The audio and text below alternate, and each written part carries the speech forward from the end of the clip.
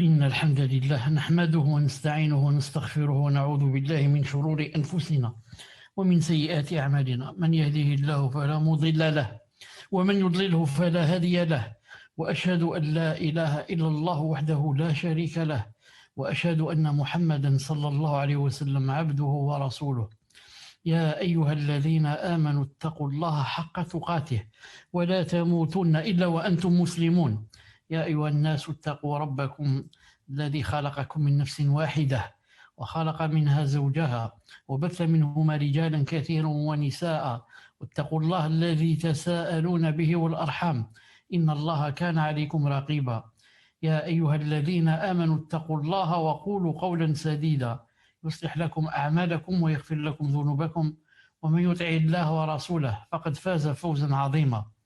ألا إن أصدق الكلام كلام الله، وخير الهدي هدي محمد عليه الصلاة والسلام، وشر الأمور محدثاتها، وكل محدثة بدعة، وكل بدعة ضلالة، وكل ضلالة في النار.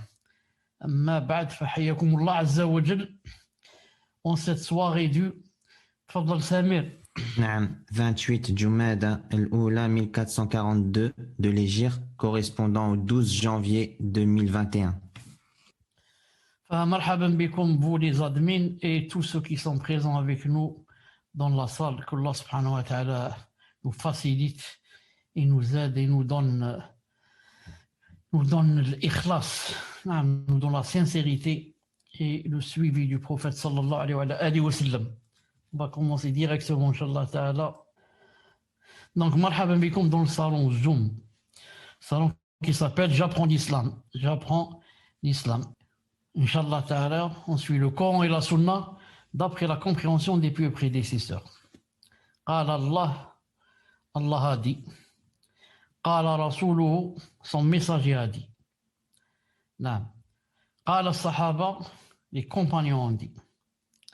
Car on peut dire Qala Allah, Qala Rasul, mais d'après les tabligh. Non, d'après les Sahaba. Nous, d'après les Sahaba. Pas d'autres. Non. Donc c'est le 6e cours du livre Al-Mu'taqad Sahih de l'imam al-Barjas rahimahullah ta'ala. On commence incha'Allah ta'ala.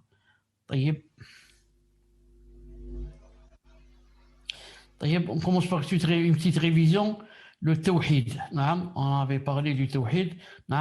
On avait dit qu'il comportait 4 grands piliers. Le premier, c'est d'attester l'existence d'Allah Azza wa Jal. Car celui qui n'assiste pas que Allah Ta'ala existe, c'est un athée, c'est pas la peine de parler de lui. Ensuite, il y a unifier Allah Azza wa Jal dans sa seigneurie. C'est lui le seigneur de ce monde. C'est lui qui régit ce monde. C'est lui qui le régit.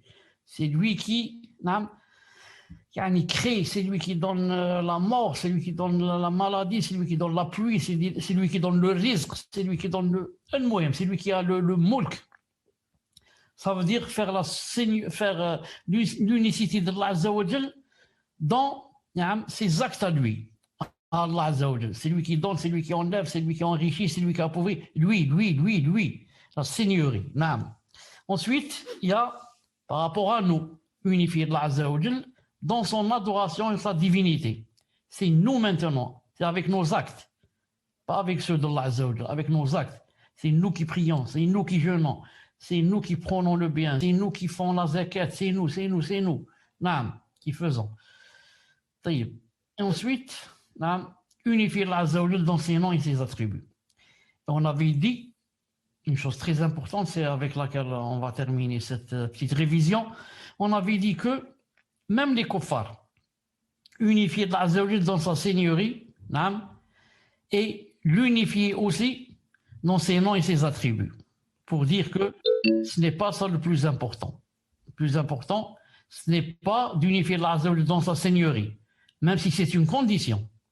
Ce n'est pas aussi l'unifier dans ses noms et ses attributs, mais surtout l'unifier dans sa divinité. Pourquoi? Car les kuffars unifient Allah dans sa seigneurie et unifient Allah dans ses noms et ses attributs. Et malgré cela, ce sont toujours des kuffars. Je parle des kuffars du temps du prophète Islam, de Quraysh. Ce sont toujours des kuffars et ils iront en enfer éternellement, pour dire que le plus important, c'est d'unifier Allah Azza wa Jal dans sa divinité. Car à quoi ça sert? Que je reconnaisse et que j'atteste que c'est Allah Ta'ala qui donne le risque.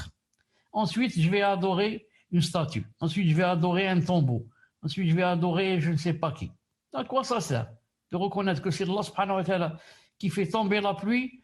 Ensuite, je vais demander à un mort de faire tomber la pluie ou de faire des doigts ou je ne sais quoi. Non. C'est pour ça que unifier Allah dans sa divinité, c'est le plus important, même si les deux sont complémentaires. Car le tawhid de la seigneurie implique celui de la divinité. Et le tawhid de la divinité englobe et contient celui de la seigneurie. Maintenant, on va passer directement à la diapo numéro 18. À la diapo numéro 18, car on a fait la moitié du cours. C'est ça, 18. تفضل كمال.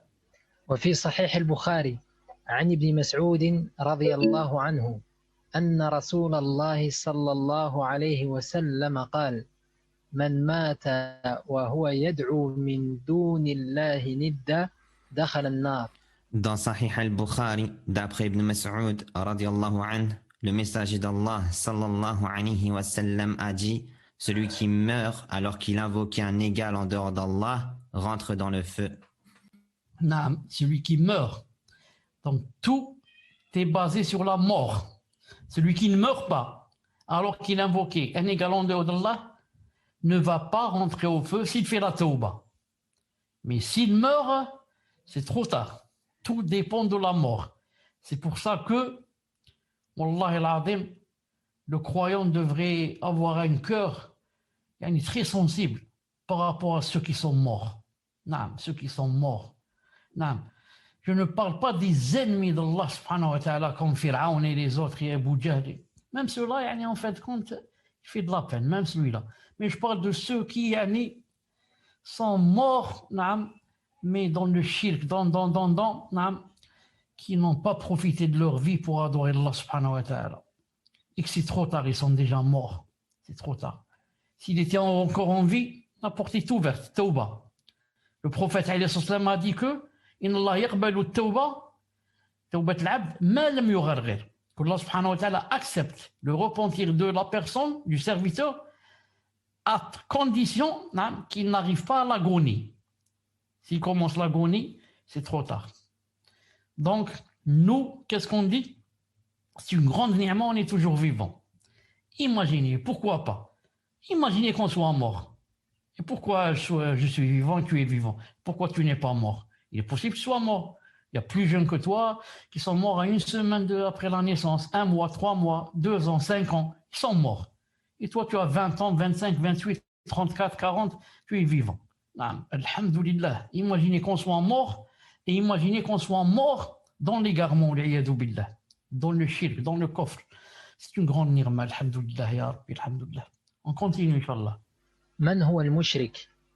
فمن صرف نوعا من أنواع العبادة لغير الله فهو مشرك كافر.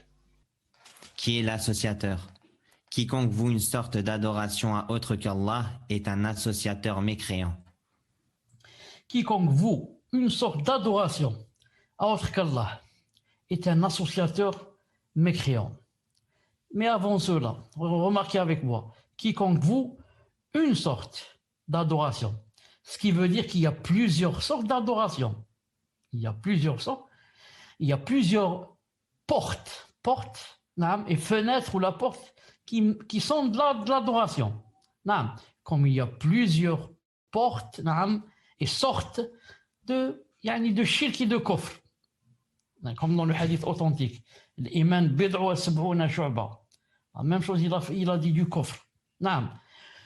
Donc, premièrement, c'est qu'il y a plusieurs sortes. On va les voir quelques-unes. Deuxièmement, c'est quoi avant tout l'adoration? C'est quoi l'adoration bi'idnillahi ta'ala? D'après Ibn Taymiyyah rahimahullah ta'ala, اقرأ كمال d'après Ibn Taymiyyah rahimahullah ta'ala. هي اسم جامع لما يحبه الله ويرضاه من الأقوال والأفعال والأعمال الظاهرة والباطنة كتاب العبودية الصفحة 31. D'après Ibn Taymiyyah, il donne une définition de l'adoration, masha'Allah, dans son livre L'Ubudiyya, page 131. Il dit c'est un nom qui englobe tout ce que Allah Azza wa Jal aime et agrée, que ce soit des paroles, des actes, des œuvres apparentes et cachées. Donc l'adoration, ce n'est pas yani, la prière, c'est tout. Je dis salam alaikum, je termine la prière. Naam. Page 31, on a dit page 131. Dans l'autre. Non, ici, de vive voix, de vive voix. Moi, j'ai dit 131. Naam, Cheikh. Afouane. Désolé, Cheikh. Et si je coupe le Cheikh, désolé, c'est parce que le Cheikh me le demande. Ce n'est pas parce que je veux parler ou quoi, c'est vraiment parce que le Cheikh me demande. Sinon, je ne le fais pas, moi. C'est obligatoire que tu parles. Parce que si tu ne parles pas, je vais induire les gens en erreur. Ils vont chercher dans la page 131, ils ne vont pas trouver. Ils vont dire, Cheikh est en train de mentir. Il dit des choses de sa tête. Alhamdoulilah, il faut me faire des remarques. Donc, vous voyez que l'adoration, ce n'est pas seulement la prière ou la zakat. Il termine la prière, il dit salam alaikum. Ensuite, il va voir un film de haram, un film de shaitan. Il a oublié que les yeux aussi ont une adoration. Il a oublié que les yeux aussi, la bouche, les oreilles ont aussi une adoration. C'est pour ça qu'il a dit, c'est un nom qui englobe tout ce que Allah aime et agrée. Tout ce que Allah aime et agrée, que ce soit des paroles, tu dis subhanallah, alhamdulillah, la ilaha illallah, ou bien tu prends le bien, tu prescris le mal, tu montres à quelqu'un le chemin, juste que ce soit un chemin qui mène au halal. Et il te dit où se trouve le bar, le shaitan, tu lui dis, je ne sais pas. Allahu alam, je ne sais pas. Même si tu sais qu'il y a un bar à côté. Tu lui dis Allahu alam, Allahu alam. C'est vrai, Allah ya'lam, tu n'as pas menti. Allah ya'lam qu'il y a ou qu'il n'y a pas le bar là. Tu dis Allahu alam. Les actes, tout ce que tu fais, que Allah Ta'ala aime ou agrée, c'est une adoration. Tu pries, tu donnes la zakat, tu trouves un vieux avec deux couffins très lourds, tu lui dis laisse-moi t'aider. À condition que les couffins ne contiennent pas des bouteilles d'alcool, bien sûr. Laisse-moi t'aider. Et les œuvres apparentes et cachées. Les œuvres apparentes, tout ce qu'on fait, qui est visible, comme la prière, là, ça, est caché. On est caché dans nos cœurs, dans notre raison, là, dans nos cœurs, on se dit des choses et on atteste des choses. Si elles sont bien, Allah Ta'ala les a entendues. Avant que tu les dises, il sait ce que tu vas dire dans ton cœur. Si c'est quelque chose de bien, c'est une ibada. Si c'est quelque chose de mal, de mauvais, Allah subhanahu wa ta'ala ne l'aime pas. C'est pas une ibada. Si c'est quelque chose de bien, tu dis que dans ton cœur, que Allah subhanahu wa ta'ala, il est azim, il est le tout miséricordieux, il est le rahman, il est le arham rahimin, tout ça c'est une ibada. Et aussi rentre dans les œuvres cachées, rentre la crainte, l'amour d'Allah, le tawakkul, placer sa confiance, l'inaba, beaucoup de choses. Tout cela donc, ça rentre dans la ibada, incha'Allah ta'ala. الدعاء لا يصرف إلا لله فالدعاء عبادة أمر الله بها فمن دعا الله وحده فهو موحد ومن دعا غير الله فقد أشرك. L'invocation ne doit être vouée qu'à Allah. L'invocation est une adoration qu'Allah a ordonné de pratiquer. Quiconque invoque Allah seul est un monothéiste et quiconque invoque autre qu'Allah aura commis de l'association. On vient de parler de l'invocation, on vient de parler de l'adoration. Et comme Ibn Taymiyyah avait dit que tout ce que Allah Ta'ala aime et agrée comme parole, comme acte, apparent, caché, tout ce qu'on fait, tout cela, ça rentre dans l'adoration billah. Maintenant, il montre ici que dans tout cela, il ne faut pas oublier le dua. Il ne faut pas oublier le dua, l'invocation. L'invocation, c'est vraiment une adoration. Et quelle adoration, comme on va le voir. Allah Ta'ala a ordonné de pratiquer cette adoration. Quiconque invoque Allah Azza wa Jal seul est un monothéiste. Et quiconque invoque autre qu'Allah, ou bien un autre avec Allah, aura commis de l'association. عن النعمان بن بشير رضي الله عنه قال قال رسول الله صلى الله عليه وسلم إن الدعاء هو العبادة ثم قرأ وقال ربكم ادعوني أستجب لكم إن الذين يستكبرون عن عبادتي سيدخلون جهنم داخرين. Ce hadith, Cheikh Al-Albani rahimahullah ta'ala l'a cité dans plusieurs de ses livres. Dans Sahih Al-Ahkam, page 194, Rawd al-Nadir 888, Al-Mishkat 2330 et Sahih Abi Daoud 1329 bi'idhnillah subhanahu wa ta'ala. Donc, il n'y a pas de doute sur l'authenticité de ce hadith. Il a été authentiquement rapporté dans les Sunan d'après An-Nu'man ibn Bashir radiyallahu anhu qu'il a dit: le messager d'Allah alayhi salatu wassalam a dit: l'invocation, c'est l'adoration. Ensuite, il a lu: et votre Seigneur dit: invoquez-moi, je vous répondrai. Ceux qui par orgueil se refusent à m'adorer entreront bientôt dans l'enfer humiliés. طيب, qu'a dit le prophète alayhi salam? Il a dit: ad-du'a huwa al-ibada. L'invocation, c'est l'adoration. Car beaucoup de gens invoquent par exemple des marabouts ou vont devant des tombeaux et invoquent les morts. Si tu veux lui dire ça c'est haram ou ça rentre dans le shirk ou, il te dit: qu'est-ce que je fais? Moi, je me suis pas prosterné, j'ai juste invoqué. Eh bien, justement, l'invocation, c'est l'adoration. L'invocation, la prière ou l'invoquer, il n'y a pas de grande différence. L'invocation, c'est l'adoration. Ensuite, il a lu sallallahu alayhi wa sallam le verset qui dit: et votre Seigneur, wa qala rabbukum ud'uni lakum. Ud'uni, wa qala rabbukum ud'uni. Votre Seigneur a dit: invoquez-moi, je vous répondrai. C'est-à-dire, je vous exaucerai. Ensuite, remarquez bien ce qu'il a dit. Ici, qu'est-ce qu'il a dit? Invoquez-moi. Naam. Je vais amener le style si je peux. Il a dit: invoquez-moi. Naam. Ceux qui par orgueil se refusent à m'adorer entreront bientôt dans l'enfer humilié. Donc remarquez bien avec moi. Naam. Ici, il a dit: invoquez-moi et je vous exauce. L'Azza wa Jalla a dit: invoquez-moi et je vous exauce. Ensuite, il a dit: ceux qui par orgueil se refusent à m'adorer. À m'adorer, ça dit quoi? À m'invoquer. Parce qu'il a dit: invoquez-moi. Ensuite, il a dit: ceux qui ne veulent pas, ils se refusent à m'invoquer, au lieu de dire m'invoquer, il a dit m'adorer. Pour te dire que l'invocation, c'est l'adoration. C'est pour ça que Allah subhanahu wa ta'ala n'a pas dit ici ceux qui se refusent à m'invoquer. C'est pour montrer que si tu ne m'invoques pas, tu as refusé une adoration. Car l'invocation, c'est l'adoration. C'est pour ça que invoquer ici, il l'a repris ici avec le mot m'adorer. Donc, pour dire que l'invocation, c'est vraiment très grave, ceux qui invoquent autre que Allah subhanahu wa ta'ala ou autre avec Allah azza wa jal. Moi, en arabe, ici, j'ai écrit mokh, juste pour ne pas oublier. Pour ne pas oublier quoi? Parce que, c'est un hadith très connu, où beaucoup de gens disent, ici dans le hadith, l'invocation, c'est l'adoration, inna ad-du'a huwa al-ibada. Ils disent: inna ad-du'a, ou ad-du'a direct, ad-du'a mukh al-ibada. Ils disent, l'invocation, c'est mukh. Je ne sais pas comment on va dire mukh. C'est cervelle. La cervelle, je veux dire la cervelle ou chauffe la cervelle par rapport au corps humain. C'est peut-être la chose la plus importante. Si on perd la cervelle, on a tout perdu. Ici, il veut dire l'invocation, par rapport à l'adoration, c'est comme sa cervelle. Essentiel, naam. Alors c'est pour ça qu'ils disent l'invocation, dua mukh al-ibada.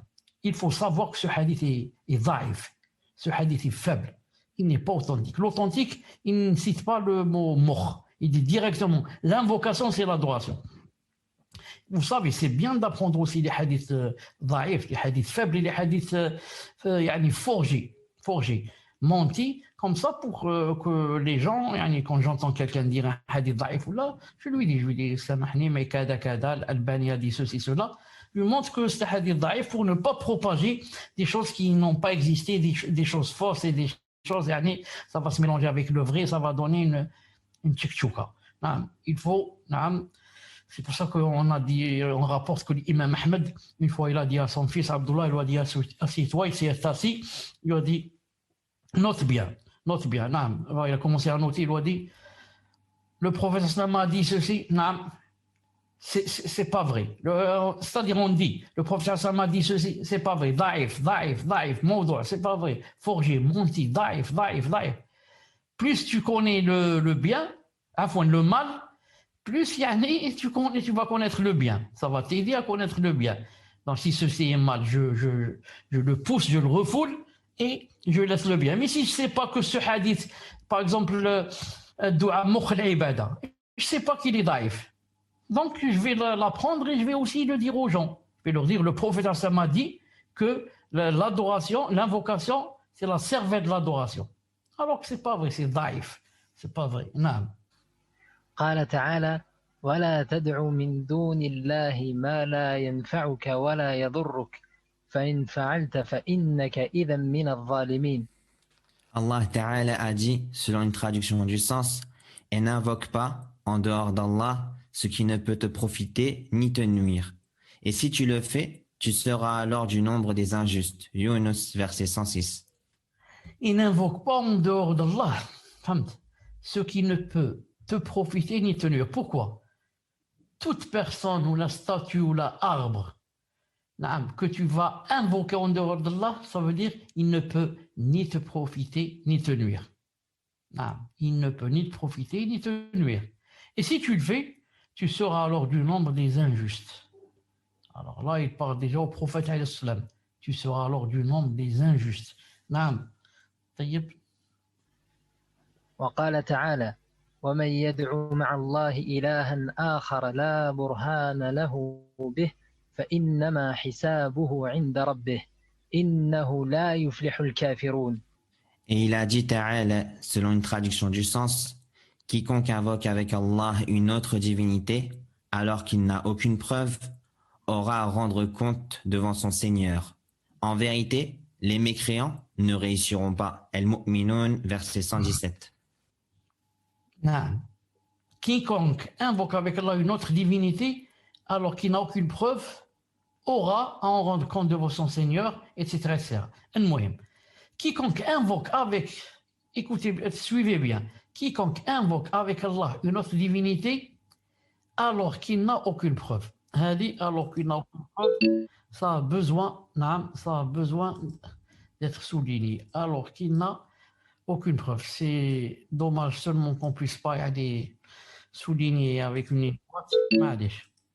Donc, est-ce que cela veut dire que quiconque invoque avec Allah une autre divinité, s'il a une preuve, alors il n'aura pas à rendre de compte devant son Seigneur? Parce que Allah Ta'ala a dit quiconque invoque Allah avec une autre divinité, alors qu'il n'a aucune preuve, voilà ce qui va lui arriver, l'enfer. Mais est-ce qu'on va comprendre par le contraire? C'est-à-dire que s'il a une preuve, il ne sera pas en enfer. On dit non. Ce qu'on appelle l'arabe, ça s'appelle aussi dalil khitab. Non, Allah Ta'ala ne veut pas dire cela, mais veut dire que quiconque invoque avec Allah une autre divinité, ça veut dire qu'il n'a aucune preuve. Voilà ce que veut dire Allah subhanahu wa ta'ala. Quiconque invoque avec Allah une autre divinité, jamais il n'aura de preuve que on peut invoquer une autre divinité avec Allah. C'est pour cela qu'il devra rendre des comptes devant Allah Azza wa Jalla demain, et c'est un mécréant et il ne va pas réussir. Naam. وقال تعالى وأن المساجد لله فلا تدعوا مع الله أحدا وأنه لما قام عبد الله يدعوه كادوا يكونون عليه لبدا قل إنما أدعو ربي ولا أشرك به أحدا. Et il a dit Ta'ala, selon une traduction du sens, les mosquées sont consacrées à Allah. N'invoquez donc personne avec Allah. Lorsque le serviteur d'Allah, entre parenthèses Mohammed, se mit debout pour l'invoquer, ils faillirent se ruer en masse sur lui. Dis, je n'invoque que mon Seigneur et je ne lui associe personne. Al-Jinn, versets 18 à 20. Dis, Ya Muhammad, il a dit Ta'ala, les mosquées sont consacrées à Allah Azza wa Jal. N'invoquez donc personne avec Allah subhanahu wa ta'ala. Non. Les mosquées sont consacrées à Allah subhanahu wa ta'ala. N'invoquez donc personne avec Allah azza wa jal. Et lorsque le serviteur d'Allah, c'est qui le serviteur d'Allah? C'est Mohammed sallallahu alayhi wa sallam, se mit debout pour l'invoquer, pour invoquer Allah subhanahu wa ta'ala, ils faillirent se ruer en masse sur lui. Qui cela? Ils faillirent. Qui il? Nous sommes dans sourate al-Jinn. Il parle des djinns. Lorsque le prophète sallam est allé leur propager le message. Non. Le prophète sallam et notre religion en général n'est pas restreinte seulement aux êtres humains. Non. Même les djinns. Pourquoi? Parce que les djinns ont la raison. Non, ils sont comme nous, ils raisonnent, ils savent c'est quoi le bien, c'est quoi le mal. Non, ils iront aussi au paradis, ils iront en enfer. Non. Donc, ils doivent connaître c'est quoi le message. Lorsque le serviteur Mohammed se mit debout pour invoquer Allah subhanahu wa ta'ala, ils faillirent se ruer en masse sur lui. Non. Ils se sont précipités vers lui, courus vers lui, l'ont entouré. Non. Voulant quoi? Voulant connaître. Qu'a dit Allah subhanahu wa ta'ala, c'est quoi ce message? C'est quoi ceci? On voudrait connaître la vérité. Allah ta'ala dit, il leur dit aussi, je n'invoque que mon Seigneur et je ne lui associe personne. Sauf le prophète sallallahu alayhi wa sallam, il est messager aussi pour les djinns. Et il leur dit, voilà, commence par quoi? Tawhid. Et quand il a parlé aux djinns, si c'était nous, la première des choses, comment vous vivez, la curiosité, comment vous vivez, est-ce que vous mangez ceci, vous mangez cela, comment vous habillez, est-ce que vous mariez, comment vous dormez, comment... A dit le prophète, ça ne l'intéresse pas. Tawhid. Tawhid. Je propage le tawhid. Apprenez que je n'invoque que mon Seigneur et je ne lui associe personne. Ce qui veut dire, vous devez aussi n'invoquer que votre Seigneur et ne lui associer personne. نعم. وقال تعالى له دعوة الحق والذين يدعون من دونه لا يستجيبون لهم بشيء إلا كباسط كفيه إلى الماء ليبلغ فاه وما هو ببالغه وما دعاء الكافرين إلا في ضلال. Et il a dit Ta'ala, selon une traduction du sens, l'appel de la vérité lui revient. Ceux qu'ils invoquent en dehors de lui ne leur répondent d'aucune façon. Ils sont semblables à celui qui tend ses mains vers l'eau pour la porter à sa bouche, mais qui ne parvient jamais à l'atteindre. L'invocation des mécréants n'est que pure perte. Ra'd, verset 14. Allah Azza wa Jal donne beaucoup d'exemples dans le Coran, de métaphores. Naam. Et c'est pour ça que ceux qui ont dit qu'en islam il n'y a pas de qiyas, il y a seulement kitab, sunnah, ijma', kitab, sunnah et consensus. Et il n'y a pas qiyas, analogie. Comme Ibn Hazm, rahimahullah, qu'Allah Ta'ala lui pardonne. Et avant lui, Daoud, qu'Allah Ta'ala lui pardonne. Naam. Comment il n'y a pas de qiyas? Naam, il y a qiyas. Allah Azza wa Jal il donne des exemples, des métaphores et veut que comme un peu se réveiller. Il dit regarde, c'est pour ça plusieurs fois dans le Coran. Est-ce qu'il ne voit pas les cieux? Est-ce qu'il ne voit pas le chameau? Il ne voit pas la terre, il ne voit pas les étoiles, il ne voit pas ceci. Regarde, médite. Tout est autour de toi, une preuve que j'existe, etc. Ici, il va donner aussi une métaphore. Il a dit, l'appel de la vérité lui revient. On parle maintenant de ceux qui invoquent un autre avec Allah ou bien autre qu'Allah. Il dit, ceux qu'ils invoquent, c'est-à-dire les statues, les arbres, les anges, en dehors de lui, de Allah, ne leur répondent d'aucune façon. Et ici spécialement, les kuffars de Quraysh, qu'est-ce qu'ils adorent surtout? Les statues. Est-ce que les statues leur répondent quand ils les adorent? Est-ce qu'une fois dans leur vie, les statues ont parlé et ont répondu, on dit d'accord, je vais t'exaucer ton vœu, ou là je ne peux pas, ou là ceci, ou là cela? Ceux qui invoquent, c'est-à-dire les gens qui invoquent les statues ou autres, sont semblables à celui qui tend ses mains. Et ici, Allah Ta'ala te donne l'exemple. Sont semblables à celui qui tend ses mains vers l'eau pour la porter à sa bouche, mais qui ne parvient jamais à l'atteindre et ne pourra jamais arriver à l'atteindre. Pourquoi? Imaginez quelqu'un a vraiment soif. Il voit là-bas un puits. Il regarde du haut du puits, il regarde en bas, 10 mètres plus bas, il y a de l'eau. Alhamdoulilah, il y a de l'eau. Mais bien sûr, il n'y a pas une échelle pour descendre, ni rien. Ni un bidon ou un seau pour remplir. Qu'est-ce qu'il va faire celui-là? Il va tendre ses mains du haut, hein, du haut du puits, il tend ses mains vers le bas, vers l'eau, et demandant à l'eau de monter vers ses mains qui sont jointes les deux, pour boire.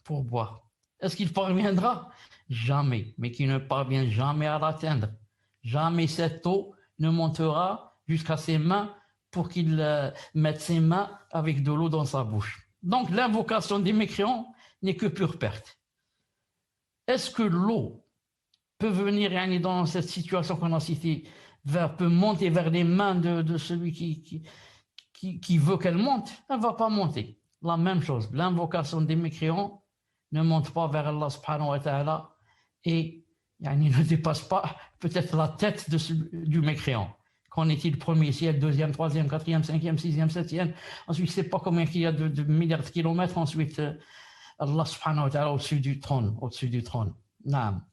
Donc, il leur donne des exemples pour se réveiller. Naam. Mais les kuffars sont des kuffars. Naam. Inch'Allah, je reviens 2 secondes. Salam alaikum. Comme salam wa rahmatullah. Salam. طيب سمير pour نعم شيخ.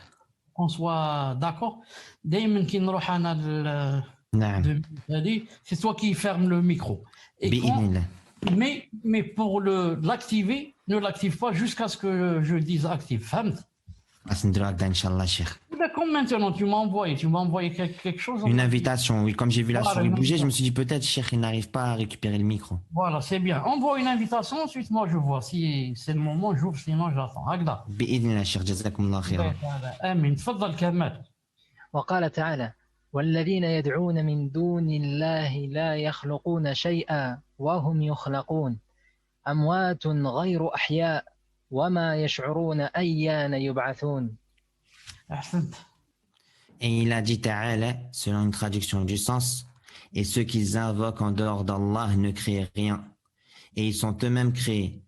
Ils sont morts et non pas vivants, et ils ne savent pas quand ils seront ressuscités. An-Nahl, versets 20 à 21. Subhanallah, si la personne seulement raisonnait, Allah Ta'ala dit, et ceux qu'ils invoquent en dehors d'Allah ne créent rien.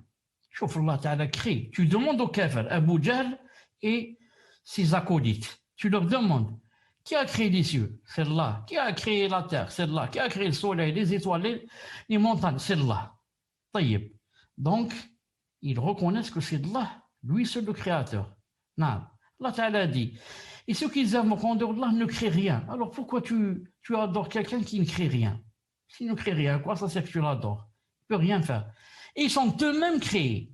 Donc tu adores. Des gens vont dans les tombes pour adorer des gens qui sont morts. Et leur égorger des moutons. Et ceux-là sont eux-mêmes créés. Ceux que tu adores, ceux-là. Eux-mêmes, ils sont créés. Même si ce sont des statues. Les statues elles-mêmes sont créées. Quelqu'un va dire sont créées. C'est des gens qui les ont fabriquées. Oui, mais tout ce qu'on fait nous, tout ce qu'on fabrique, il est créé par Allah subhanahu wa ta'ala. Wallahu khalaqakum wa ma ta'malun. Tout ce qu'on fait nous, tout ce qu'on fait, c'est créé par Allah subhanahu wa ta'ala. Malgré si c'est nous qui l'avons fait. Parce que Allah ta'ala, par exemple, là, moi j'ai construit, disons, une armoire. J'ai construit une armoire. Qui l'a construit? C'est moi. Mais moi, qui suis-je? C'est Allah qui m'a créé. Donc s'il ne m'avait pas créé, je n'aurais pas pu construire l'armoire. Premièrement. Deuxièmement, cette armoire, je l'ai créée avec quoi? Avec ma raison, j'ai réfléchi, j'ai fait des calculs, avec mes mains, j'ai employé mes mains pour couper, pour ceci, pour souder. J'ai employé mes pieds pour aller et revenir, acheter ce qui manque, ceci, ça. Donc l'armoire elle-même, elle est créée. Elle est créée, à sa finalité, elle est créée par Allah subhanahu wa ta'ala. Même si c'est moi qui l'ai construite. Ça, c'est le madhab de Al-Sunnah wal-Jama'a. Il dit, ils sont morts. Ils sont morts, ils n'ont pas vivant. Tu ne vois pas qu'il est mort, cette personne que tu demandes des doigts. Elle est morte, cette personne. Elle n'est même pas vivante. Et cette personne ne sait même pas quand elle va être ressuscitée. Elle ne sait même pas. Naam. Et toi, tu lui fais des doigts. Subhanallah al-azim. وقال تعالى فلا تدع مع الله إلها آخر فتكون من المعذبين. Et il a dit Ta'ala, selon une traduction du sens, n'invoque donc pas une autre divinité avec Allah, sinon tu seras du nombre des châtiés. Ash-Shu'ara, verset 213. Naam. Nous, ya Allah Azza wa Jal, on fait tout notre possible, naam, et on compte beaucoup sur ta miséricorde immense, naam, pour qu'on ne soit pas des nombres des châtiés. Parce que Allah Ta'ala dit dans le Coran, Rabbana, innaka man tudkhili nara faqad akhzaytah. Ya Allah, Rabbana, notre Seigneur, quiconque tu fais rentrer en enfer, il n'a pas dit combien de temps. Naam. Il sera des avidés, des nombres des avidés. Naam. Waliyadu billah. Il n'a pas dit yani, s'il va rester un an en enfer, il sera avidé. Non, il a dit quiconque tu fais rentrer en enfer. Alors il sera des nombres, il fera partie des avidés, ceux que Allah Ta'ala a avidés. Donc nous on fait des doigts, on doit faire des doigts jours et nuits pour être de ceux qui vont rentrer directement au paradis sans passer par l'enfer. Allahumma ya Rabb, taqabbal minna hada ad-du'a وادخلنا جنتك يا رب العالمين من غير عقاب ولا جهنم. نعم. حديث آمين. طيب تفضل.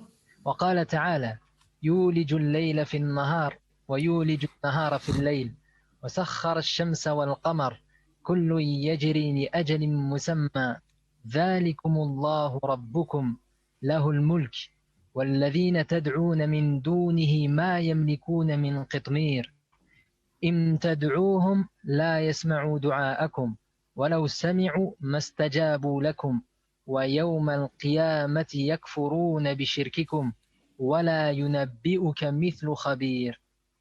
أحسنت. Et il a dit Ta'ala, selon une traduction du sens, il fait pénétrer la nuit dans le jour et le jour dans la nuit. Il a soumis le soleil et la lune. Chacun d'eux s'achemine vers un terme fixé. Tel est Allah, votre Seigneur. À lui appartient la royauté, tandis que ceux que vous invoquez en dehors de lui ne possèdent même pas la pellicule d'un noyau de date. Si vous les invoquez, ils n'entendent pas votre invocation. Et même s'ils entendaient, ils ne pourraient pas vous répondre. Le jour du jugement, ils renieront que vous les avez associés à Allah. Personne ne peut t'informer de ces choses aussi bien que celui qui connaît tout. Fatir, versets 13 à 14. Allahu Akbar. Allah Azza wa Jal fait pénétrer la nuit dans le jour et le jour dans la nuit. Parce que nous, on s'étonne. Comment, yani, c'est le jour, ensuite, petit à petit, là, c'est la nuit. Bon, c'est la nuit, ma'alish. Mais où est passé le jour? Où est passé? Il le fait pénétrer dans la nuit. Et vice-versa. Il fait pénétrer la nuit dans le jour. Et il fait pénétrer le jour dans la nuit.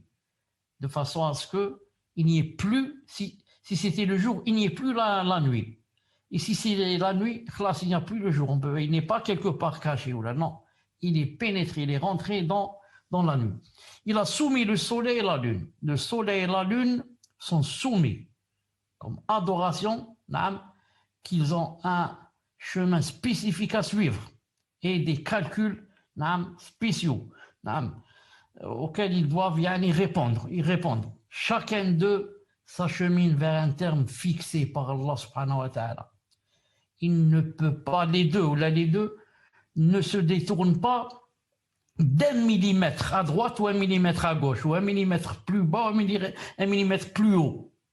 Ils ont un chemin spécial que jamais, une destination, jamais ils ne ratent. Ou les dividendes. Tel est Allah Azza wa Jal, votre Seigneur, le Seigneur des mondes. À lui appartient la royauté. Tandis que ceux que vous invoquez en dehors de lui, ils ne possèdent même pas la pellicule d'un noyau de date.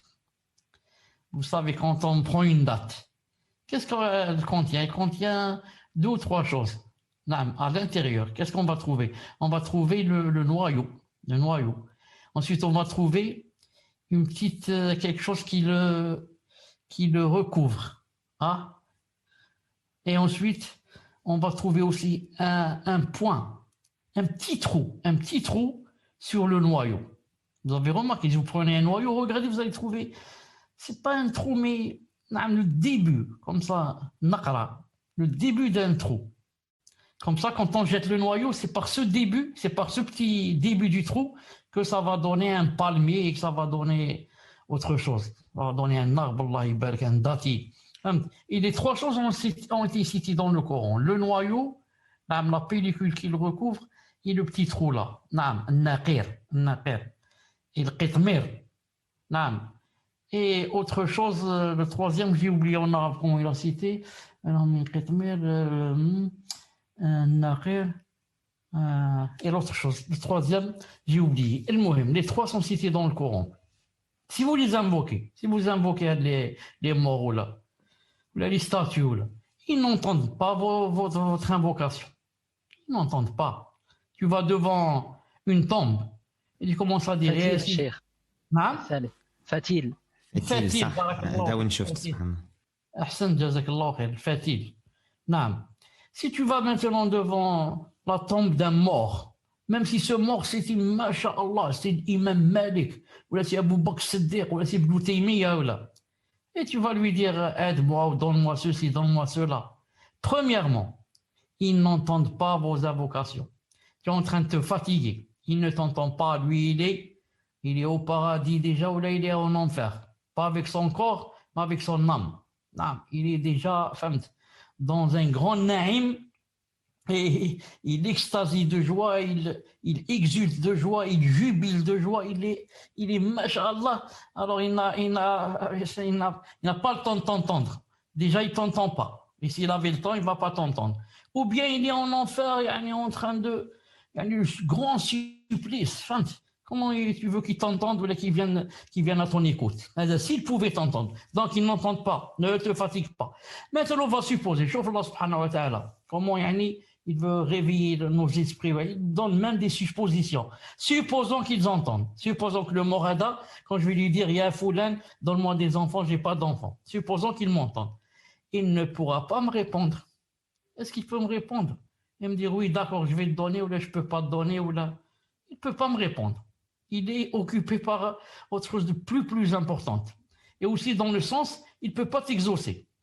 Est-ce que s'il m'entendait, et je lui dis, donne-moi des enfants, et il est dans la tombe, est-ce qu'il peut m'exaucer pour me donner des enfants? Comment il peut me donner des enfants? Il ne peut pas. Donc, il ne peut pas me répondre. Et plus grave que cela, le jour, Yawm al-Qiyamah, il va renier que tu l'as associé avec Allah subhanahu wa ta'ala. Il va te dire, taqillah, est-ce que moi je t'ai dit, fais des doigts, est-ce que moi je t'ai dit, viens dans ma tombe, est-ce que moi je t'ai dit, égorge un mouton, est-ce que moi je t'ai dit, égorge un coq noir, est-ce que moi je t'ai dit, il va te renier et te dire, éloigne-toi de moi, ya Allah, ya Allah, ya Allah. Je lui ai jamais demandé cette chose, c'est lui qui est venu tout seul, c'est lui qui a fait cette chose, c'est lui. Non. Allah Ta'ala te dit, personne ne peut t'informer de ces choses aussi bien que moi qui connais tout. Alors attention que tu ailles invoquer autre qu'Allah subhanahu wa ta'ala. Attention, même lui, celui que tu as invoqué, il va se retourner contre toi. Attention.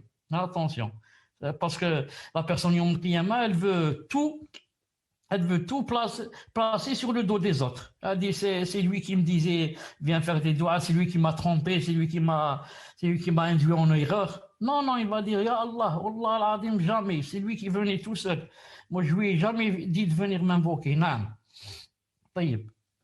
وقال تعالى ولئن سألتهم من خلق السماوات والأرض ليقولن الله قل أفرأيتم ما تدعون من دون الله إن أرادني الله بضر هل هن كاشفات ضره أو أرادني برحمة هل هن ممسكات رحمته قل حسبي الله عليه يتوكل المتوكلون. Et il a dit Ta'ala, selon une traduction du sens, si tu leur demandais qui a créé les cieux et la terre, ils diraient assurément, c'est Allah. Dis, voyez-vous ce que vous invoquez en dehors d'Allah? Si Allah me voulait du mal, est-ce que ces divinités pourraient dissiper son mal? Ou s'il me voulait une miséricorde, pourrait-elle empêcher sa miséricorde? Dis, Allah me suffit, c'est en lui que ceux qui cherchent un appui placent leur confiance. Az-Zumar, verset 38. dis-leur, ya Mohammed, ou là, si tu leur demandes, ya Mohammed, qui a créé les cieux et la terre, ils diraient assurément c'est Allah. Comme ça répondaient les kuffars, Abu Jahl et sa compagnie. Si tu leur demandes qui a créé les cieux et la terre, ils vont dire c'est Allah. Assurément, il n'y a aucun doute. Non. Qui a créé les montagnes, c'est Allah. Et la mer, c'est Allah. Et la pluie qui l'a fait tomber, c'est Allah. Bien. Alors puis c'est lui, c'est Allah. Dis-leur, ya Mohammed, voyez-vous ce que vous invoquez en dehors d'Allah, comme statues et autres? Si Allah me voulait du mal, est-ce que ces statues, ces divinités, pourraient refouler le mal? Ou si Allah Azza wa Jalla, au contraire, voulait descendre une rahma, voulait descendre une rahma sur moi, est-ce qu'elle pourrait empêcher cette rahma qu'elle descende? Dis-leur, ya Mohammed, Allah me suffit.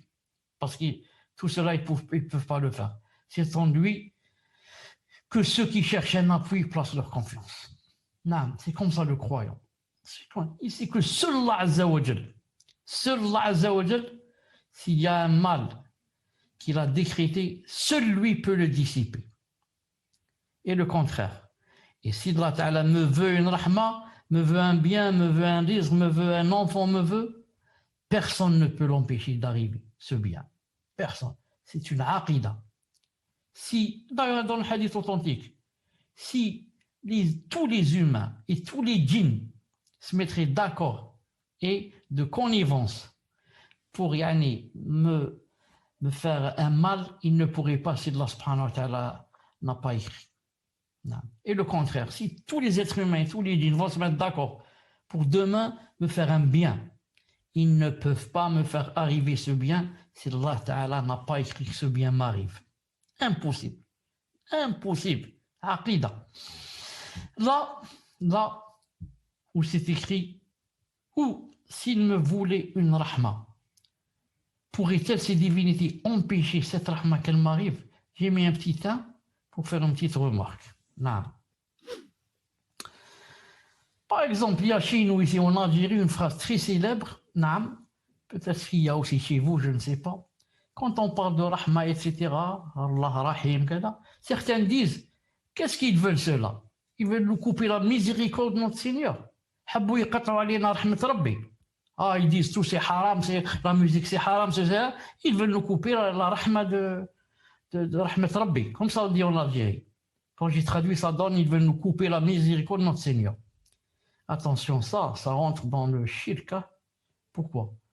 Parce qu'il a dit ici, s'il me voulait une miséricorde, pourrait-elle empêcher sa miséricorde? Ça veut dire, personne ne peut empêcher sa miséricorde. Alors que ceux-là, ils disent, ils veulent nous couper la miséricorde de notre Seigneur. C'est pas vrai. Personne ne peut couper la miséricorde du Seigneur. S'il a écrit une miséricorde, elle doit arriver. Alors attention aux phrases de shirk et i'tiqadat de shirk aussi. Non. On passe à l'autre diapositive. Combien qu'on est? 26 sur 34. Hein?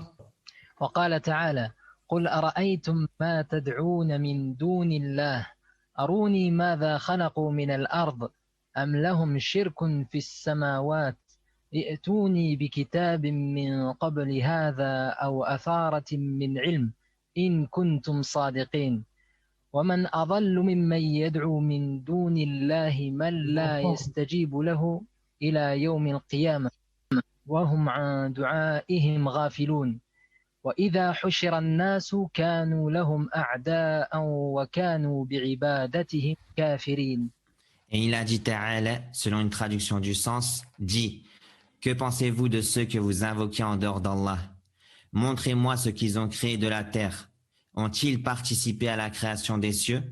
Apportez-moi un livre antérieur à celui-ci ou la trace d'une science, si vous êtes véridique. Et qui est plus égaré que celui qui invoque en dehors d'Allah? Celui qui ne saura pas lui répondre jusqu'au jour de la résurrection? Et elles, leurs divinités, sont indifférentes à leur invocation.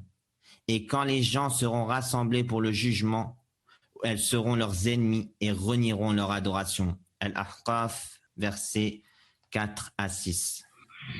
Que pensez-vous, ya Mohammed, dis-leur, que pensez-vous de ceux que vous invoquez en dehors d'Allah? On a dit tout à l'heure, pourquoi on ne les invoque pas? Parce qu'elles ne peuvent rien apporter, ni de bien ni de mal. Alors Allah Ta'ala dit, montrez-moi ce qu'ils ont créé de la terre.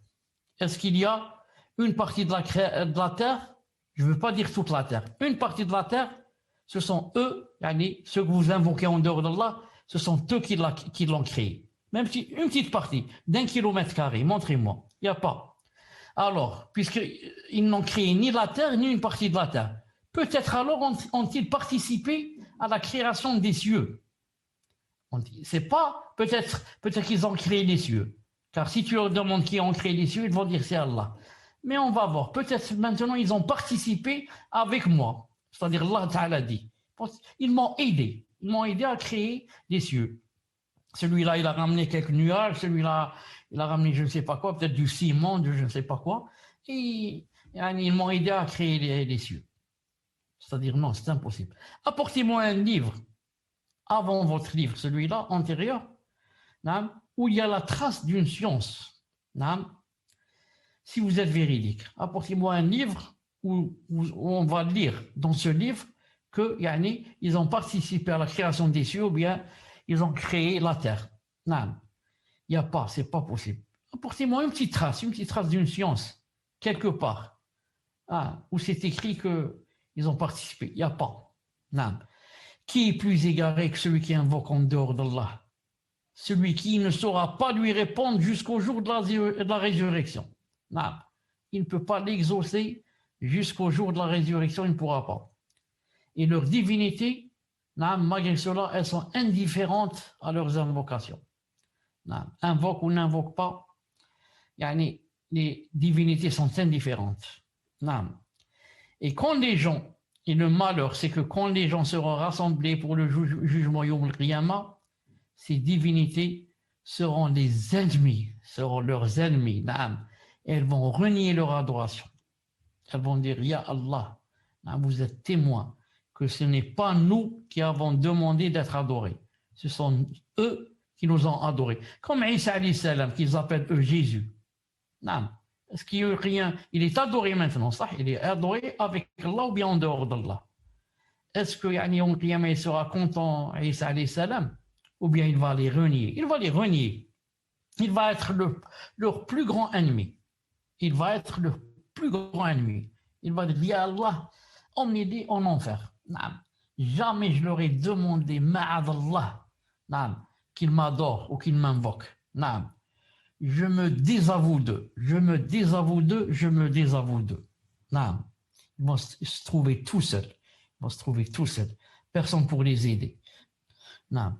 الخصومة بين الرسل وقومهم في هذا التوحيد وهذا التوحيد توحيد الألوهية هو الذي وقعت فيه الخصومة بين الرسل وأممهم. Le conflit entre les messagers et leur peuple réside dans cette unicité. Cette unicité, l'unicité de la divinité, est celle où a pris place le conflit entre les messagers et leur communauté. Puisqu'il y a l'unicité de la seigneurie, que Allah Ta'ala c'est le Seigneur de ce monde. Et il y a ensuite l'unicité de la divinité. Et on ne va pas parler des noms des attributs, on a déjà parlé. Donc, le conflit entre le messager, entre les messagers en général, tous les messagers, et leur peuple, ce n'est pas dans l'unicité de la seigneurie, que c'est pas Allah qui fait tomber la pluie, c'est pas Allah qui donne les enfants, c'est pas Allah qui régit le monde. Non, c'est pas ça. Le problème, c'est dans l'unicité. L'unicité de la divinité. Abu Jahl, si le prophète n'avait pas parlé de l'unicité de l'adoration et de la divinité, il n'aura pas demandé d'adorer Allah seul et de délaisser les statues, il n'y aurait jamais eu de problème. Il aurait vécu entre son peuple comme un roi. Pas de problème.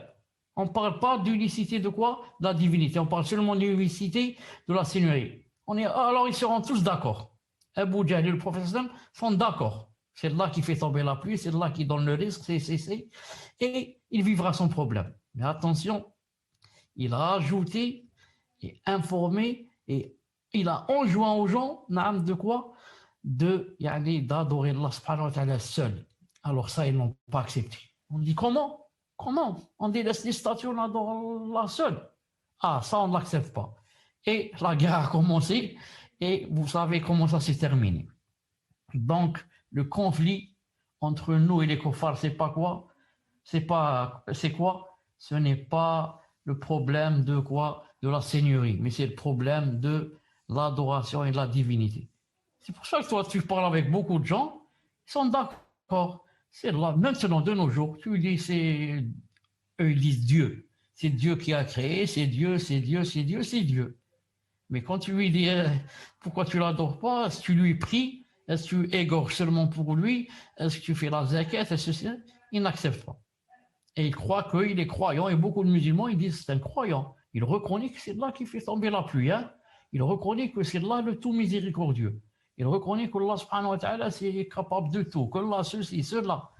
Oui, mais ça suffit pas. Oui, l'essentiel. Oui, le tawhid de la divinité. Chef, beaucoup de gens se trompent. أرسلت الرسل من أجل هذا التوحيد وهو الذي أرسل الله الرسل من أجل بيانه والدعوة إليه وأنزل الكتب في تقريره وتوضيحه والاحتجاج له كما قال تعالى ولقد بعثنا في كل أمة رسولا أن يعبدوا الله واجتنبوا الطاغوت. Les messagers ont été envoyés pour cette unicité. C'est également l'unicité pour laquelle Allah a envoyé les messagers afin de l'éclaircir et d'y appeler. Et il a fait descendre les livres pour la confirmer, la clarifier et défendre ses arguments. Comme Allah Ta'ala a dit, selon une traduction du sens, et nous avons envoyé dans chaque communauté un messager pour leur dire « Adorez Allah et écartez-vous du Tarout ». An-Nahl, verset 36. Donc les messagers, pourquoi ils ont été envoyés? C'est pour l'unicité de la divinité et non pas pour l'unicité de la seigneurie et dire que c'est Allah qui régit le monde. Mais c'est plutôt pour dire que, puisque vous reconnaissez que c'est Allah qui régit le monde et que tout est entre ses mains, alors il faut l'adorer. Alors il faut l'adorer. Donc, c'est l'unicité pour laquelle Allah a envoyé les messagers, c'est-à-dire la divinité, afin d'éclaircir ce point et d'appeler les gens à faire le tawhid de l'adoration. Et à cause de cela, il a fait descendre les livres pour confirmer cette unicité, la clarifier et défendre ses arguments. Comme Allah Ta'ala a dit, et nous avons envoyé dans chaque communauté un messager pour faire quoi? Pour leur dire, adorez Allah et écartez-vous du shaitan et du tarot. Adorez Allah.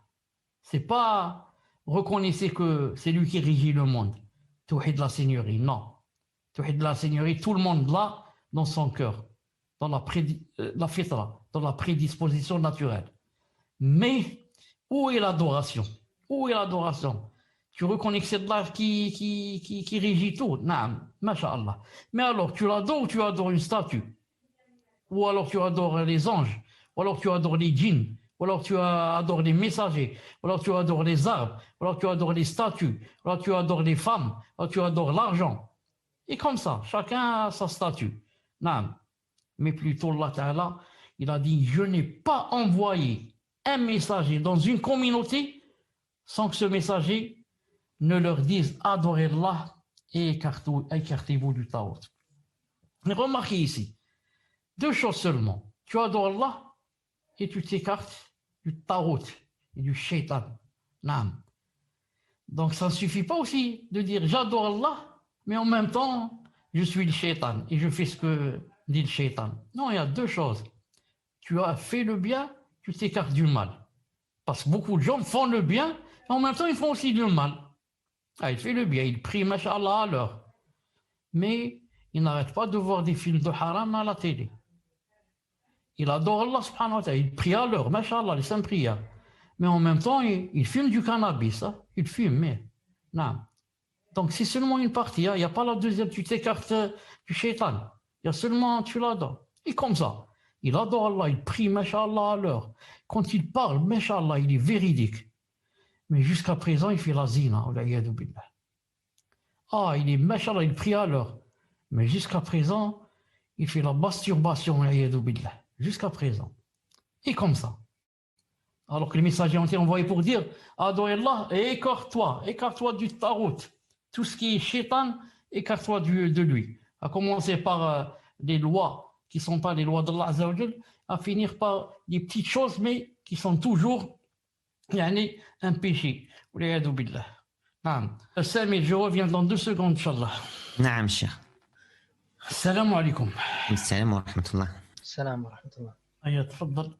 وقال تعالى وما أرسلنا من قبلك من رسول إلا نوحي إليه أنه لا إله إلا أنا فاعبدون. Et il a dit Ta'ala, selon une traduction du sens, nous n'avons envoyé avant toi aucun messager sans lui révéler qu'il n'y a aucune divinité en dehors de moi. Adorez-moi donc. Al-Anbiya, verset 25. Donc, les messagers ont été envoyés pas pour le tawhid de la seigneurie, mais surtout pour le tawhid de quoi? Le tawhid de la divinité et de l'adoration. Aucun messager n'a été envoyé sans lui révéler, attention quoi, il n'y a aucune divinité en dehors de moi. Divinité, c'est pas seigneurie. Alors adorez-moi. L'adoration, c'est pas attester que je suis le Seigneur, c'est tout. Adorez-moi. L'adoration, où est l'adoration? وقال تعالى ينزل الملائكة بالروح من أمره على من يشاء من عباده أن أنذروا أنه لا إله إلا أنا فاتقون. Et il a dit Ta'ala, selon une traduction du sens, il fait descendre par son ordre les anges avec la révélation sur qui il veut parmi ses serviteurs. Avertissez qu'il n'y a pas d'autre divinité si ce n'est moi. Craignez-moi donc. An-Nahl, verset 2. Donc, il fait descendre par son ordre, les anges avec la révélation sur qui il veut parmi ses serviteurs. C'est pas nous qui choisissons. Le messager, pour devenir messager, ce n'est pas par être grand de taille ou connaître le Coran partout ou avoir les yeux verts. Non, c'est quelqu'un que Allah Azza wa Jal choisit. Allah Ta'ala regarde dans les cœurs et c'est lui qui choisit. C'est lui qui choisit qui il veut parmi ses serviteurs. C'est pour ça beaucoup de kuffars, ils faisaient le hasad au prophète. Pourquoi Za'ama lui prophète? Pourquoi ce n'est pas X ou Y de notre tribu? C'est une personne, masha'Allah, pourquoi le message n'est pas descendu sur cette personne? Et spécialement sur Mohammed. Et même sur tous les juifs. Ils disent beaucoup cela. Pourquoi sur un arabe? Pourquoi pas sur nous? Non, c'est Allah Ta'ala qui choisit qui il veut. C'est pas toi qui décides ou qui choisit. Ensuite, qu'est-ce qu'il descend comme message?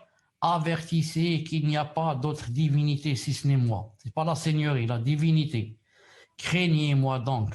Craignez-moi donc. Naam, craignez donc la crainte d'Allah subhanahu wa ta'ala et son adoration. Naam. افتتح الرسل دعوتهم إلى الله بهذا التوحيد وافتتح به الرسل دعوة قومهم إلى الله فكل رسول يقول لقومه اعبدوا الله ما لكم من إله غيره.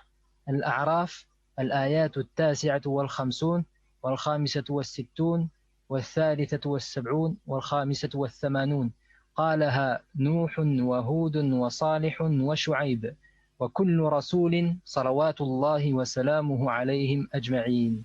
Les messagers ont débuté leur appel à Allah par cette unicité. C'est par cette sorte d'unicité que les messagers ont débuté l'appel de leur peuple à Allah. Chaque messager dit à son peuple, adorez Allah. Pour vous, pas d'autre divinité que lui. Al-A'raf, versets 59, 65, 73 et 85. Cela a été dit par Nuh, Hud, Salih, Shu'aib et tout messager. Salawatullah wa salamuhu alayhim ajma'in. Donc, tenez bien ça, comme on a dit, on résume, tous les messagers sont venus pour faire le tawhid de quoi? De la divinité de l'adoration, pas de la seigneurie. Non. Tous ils ont dit à leur peuple, adorez Allah. Ils n'ont pas dit, reconnaissez que Allah c'est le Seigneur, mais plutôt adorez-le. Il n'y a pas d'autre divinité que lui. À partir de Nuh qui est le premier, c'est qui le premier messager? C'est Nuh. Et c'est qui le premier prophète? C'est Adam. Adam, premier prophète. Nuh, le premier à avoir reçu le message. Donc, de Nuh, et en passant par Hud, Salih, Shu'aib, tous ils ont dit adorez Allah subhanahu wa ta'ala seul.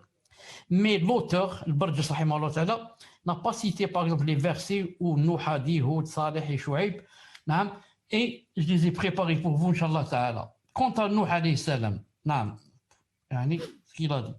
اقرأ.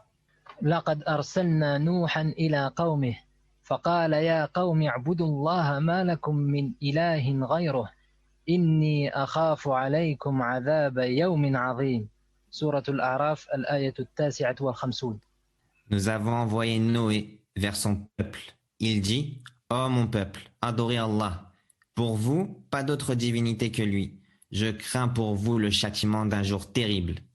Donc vous avez entendu ce qu'a dit Nuh.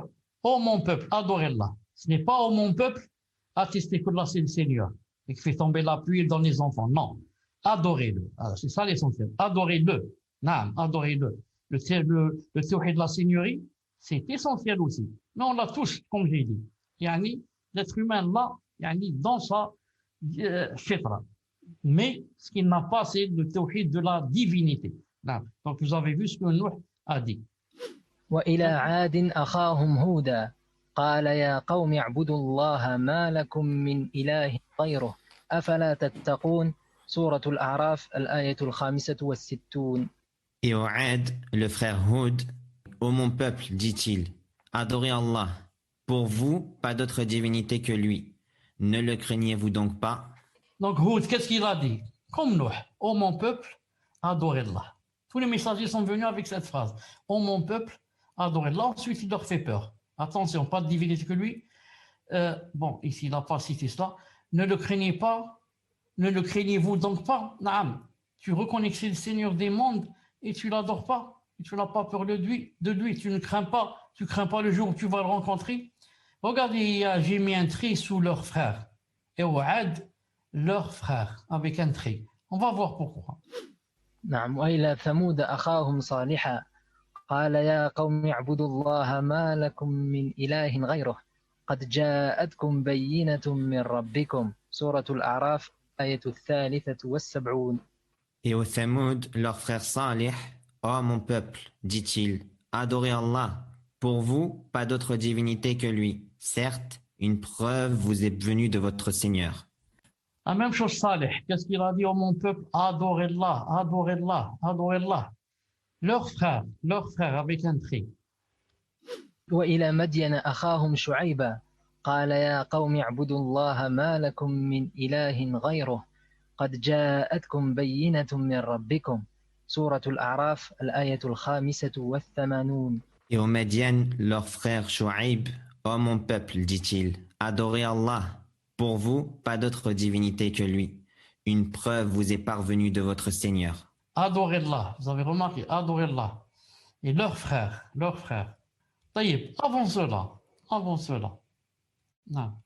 On revient ici, puisque la dernière diapo. Vous avez remarqué, non. Ici, il a dit leur frère, alors que Shuaib n'est pas le frère de Médiane. Non, n'est pas le frère des Médiennes. On monte un peu plus haut. Leur frère Saleh, au Tamoud, le frère Saleh. Saleh n'est pas le frère des Tamoud. Ce n'est pas leur frère. Et au Hud, au Had, leur frère Hud. Ce n'est pas leur frère. Mais Allah subhanahu wa ta'ala a dit leur frère. Non, ici, dans les trois autres. Pourquoi? Il dit leur frère. Non.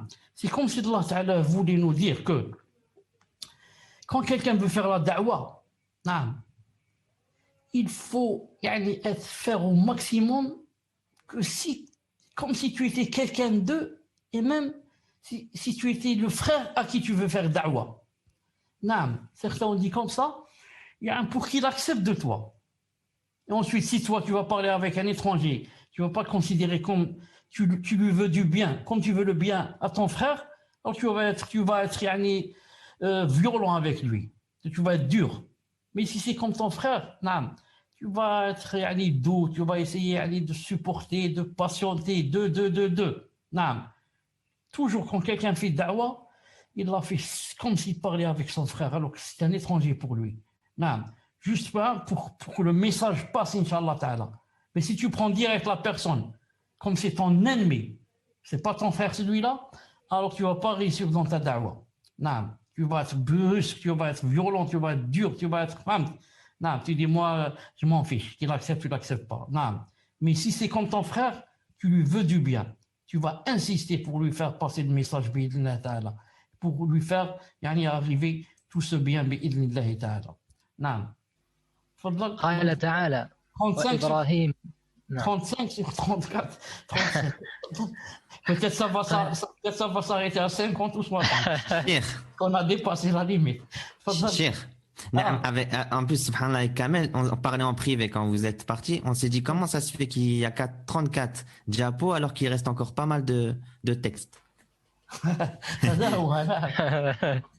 ان شاء الله انا jusqu'au فجر. تفضل.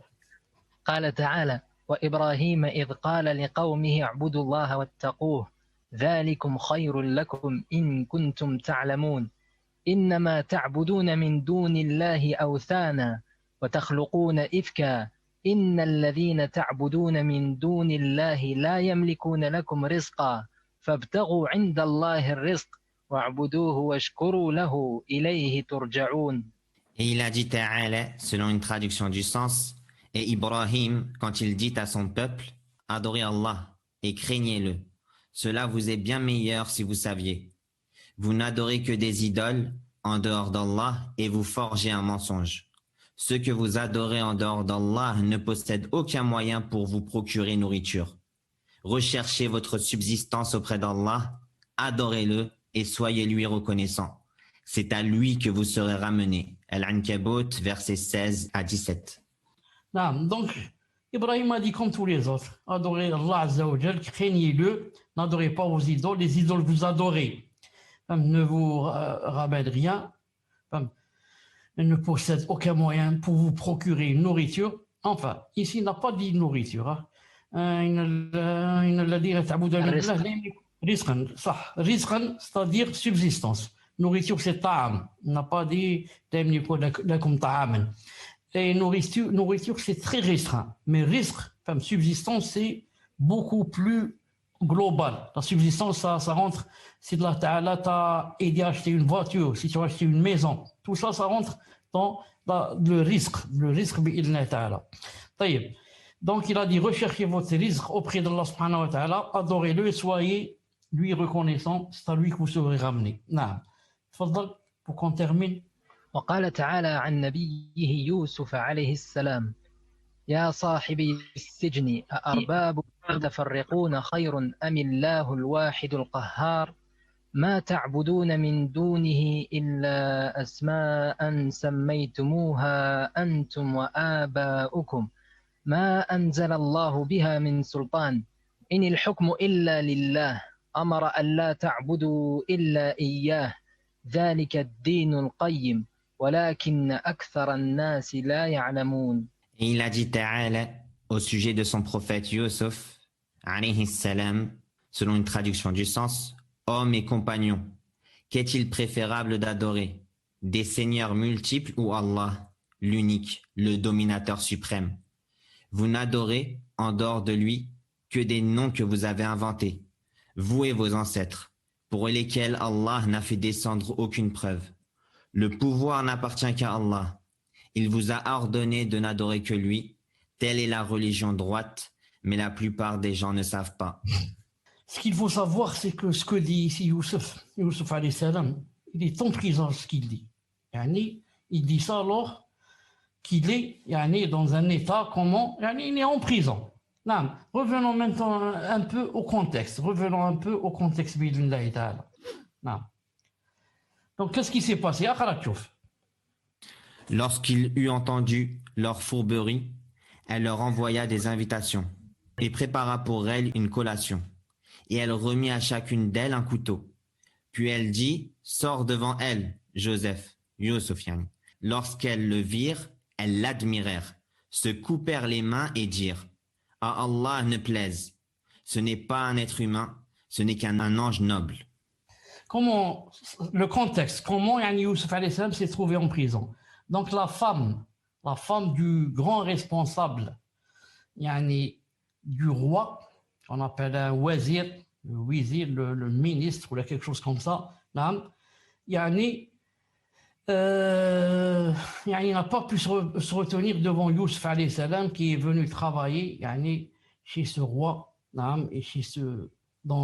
et était aussi responsable, ce ministre, naam, et yani, elle a demandé à faire le haram avec lui. Yusuf alayhi salam, naam, ce n'est pas lui qui va accepter cette chose. Ce n'est pas lui qui va accepter cette chose.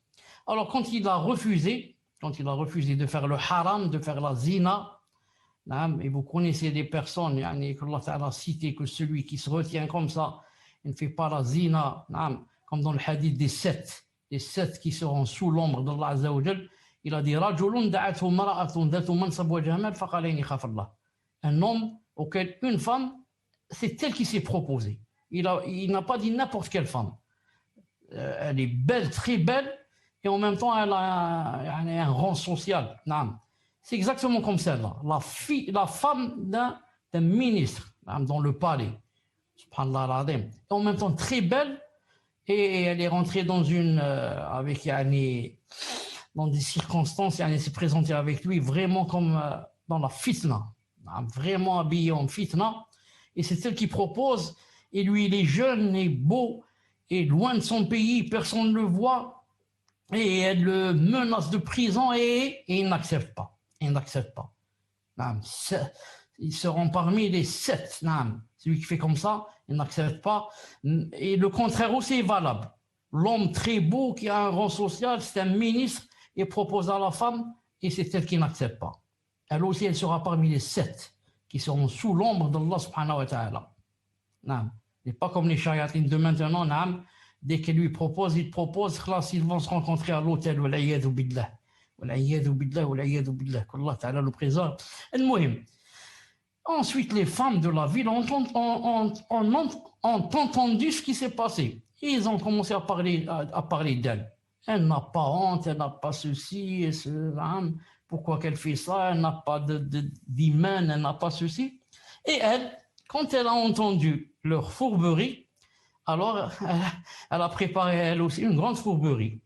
Elle a fait semblant de les inviter à une collation, un petit repas, un déjeuner, un goûter, dit ce que vous voulez. Et elle donne à chacune d'elles un couteau, parce qu'elle a ramené des fruits.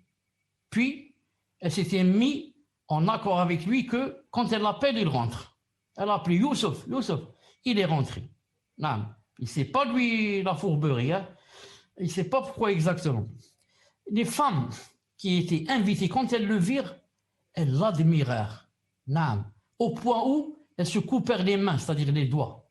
Elles se blessèrent. Et non pas se coupèrent les mains, elles n'ont plus de mains ou plus de doigts. Non, elles se sont égratignées ou bien elles se sont blessées. Non.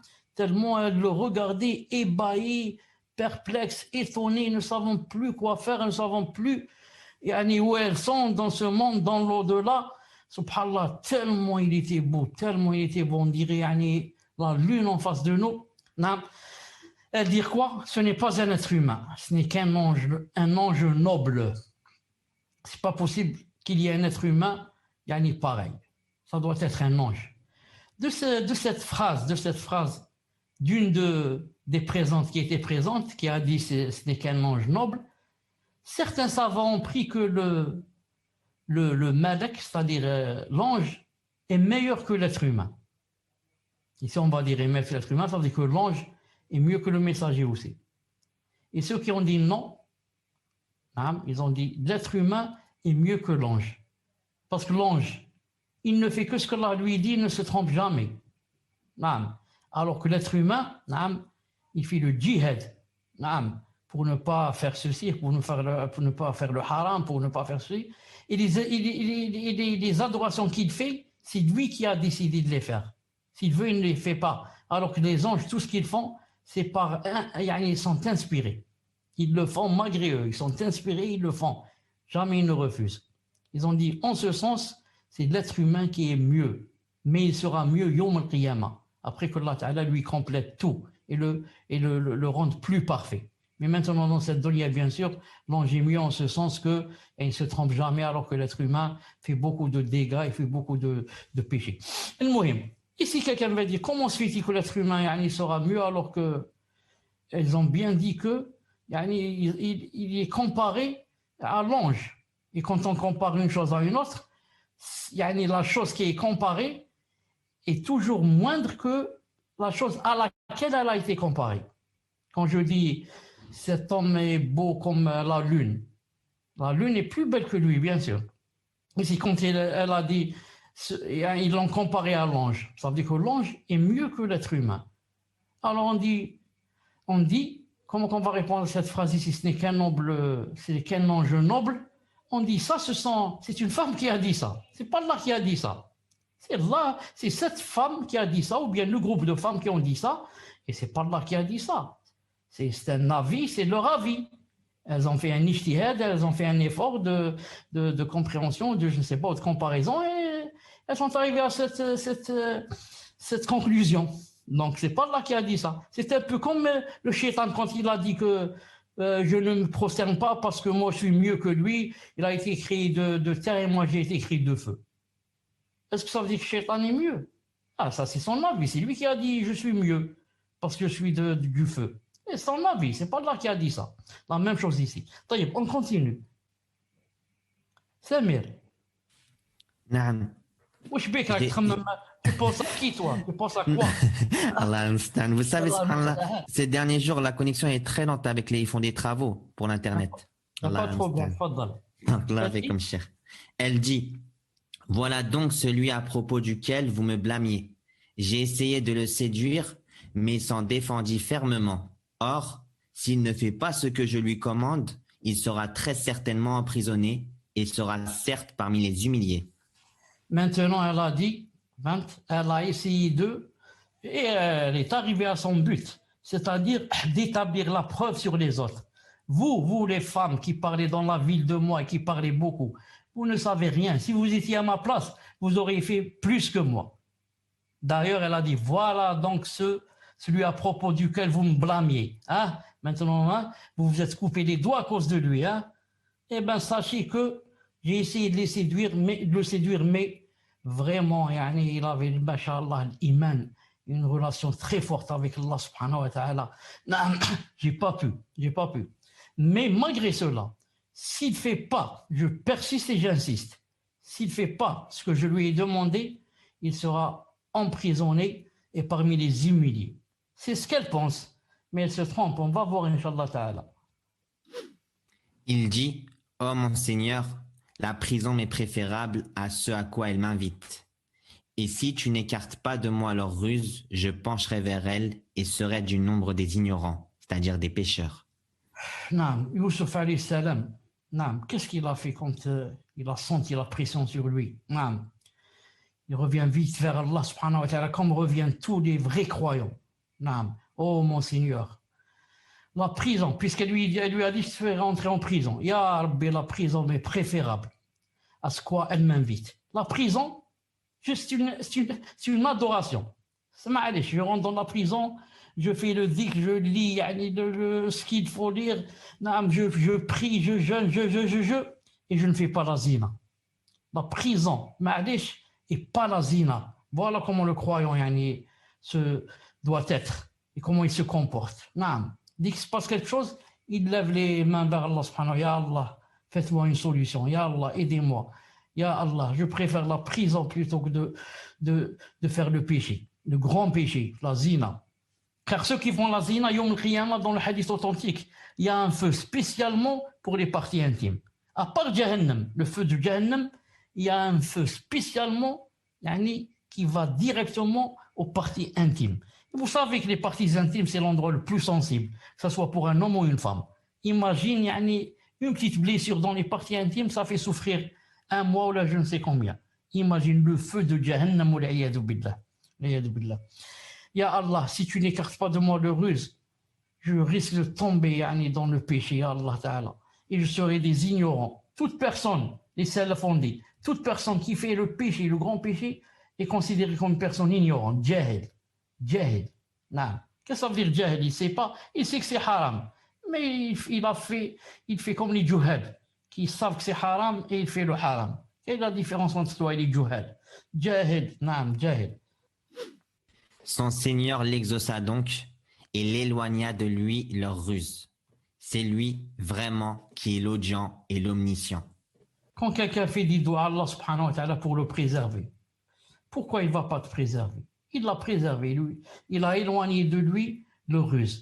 Toute personne qui demande à Allah Azza wa Jalla sincèrement, naam, d'éloigner de lui le péché, Allah subhanahu wa ta'ala aime ça. Et aime celui qui ne fait pas le péché. Et aime celui qui demande à être préservé. Naam. Mais si tu ne veux pas demander à Allah subhanahu wa ta'ala et tu dis non, moi je retiens. Ah, moi je vais regarder le film de Astaghfirullah ta'ala. Je vais regarder des films pornographiques, mais je ressens rien moi. Moi je suis fort. Ah, tu es fort toi. Après il va, je ne sais pas quoi faire avec sa main ou là avec le haram. Non. On doit demander à Allah subhanahu wa ta'ala de nous préserver et de s'éloigner, ne pas regarder. Ne pas dire je regarde et je ne fais pas le haram. Là, ne regarde pas, c'est haram de regarder. Ne regarde pas du tout.